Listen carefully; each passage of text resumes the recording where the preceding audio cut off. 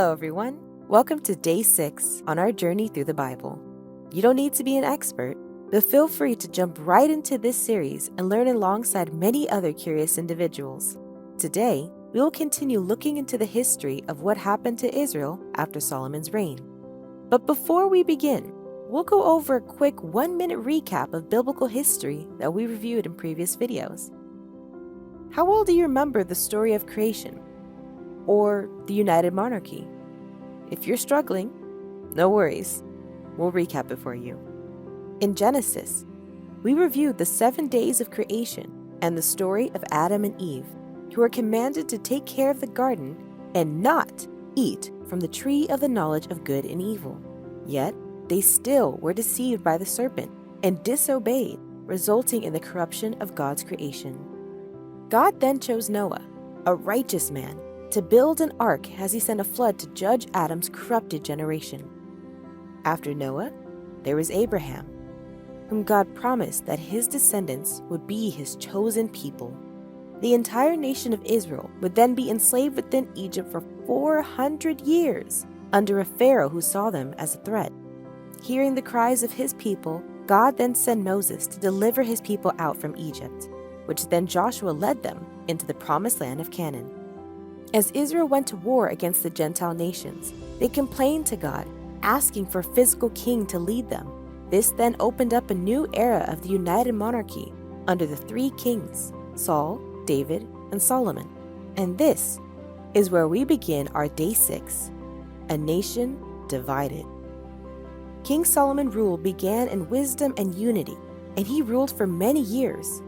Yet it all ended in tragedy as he blatantly disobeyed God, resulting in his ruin and bringing curses upon Israel.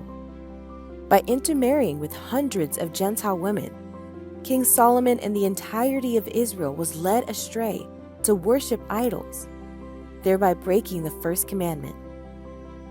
As a result of Israel's disobedience, God would no longer offer his protection over his people, as they rejected his commands with their idol worship. Therefore, chaos within Israel's kingdom began. Once Solomon died, his son Rehoboam became Israel's next king. Due to the establishment of the Holy Temple within Jerusalem, Solomon had left his son quite a heavy debt to pay. During his reign, Rehoboam received conflicting advice from his counselors, as some suggested to ease tax regulations and others suggested more taxes. Now, the king desired to make an impression upon Israel similar to his father, so he chose the latter. His divisive decision resulted in an unhappy nation, very much unlike his father's legacy of peace. The repercussions of Solomon's disobedience would result in Israel falling to Gentile armies and civil unrest as Rehoboam's tax proposals resulted in a divided nation. The 10 northern nations of Israel resented Rehoboam for the heavy tax burden and advocated for their own king, while South Judah remained loyal to the king. The civil war was only the beginning of Israel's downfall, as it left space for the Gentile nations and their idols to defeat and conquer God's chosen people. Israel's downfall could have been avoided if they had kept God's commands.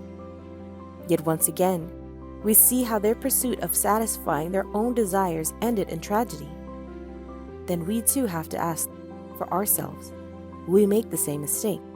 Rather than that, let's learn from the mistakes of the past and make an effort to know and keep God's promises today, so we may live a life of faith in accordance to God's word and receive many blessings. Until next time, see you later. Hey, mortal friends! Thanks for visiting us at EZBible. Don't forget to click the like and the subscribe button.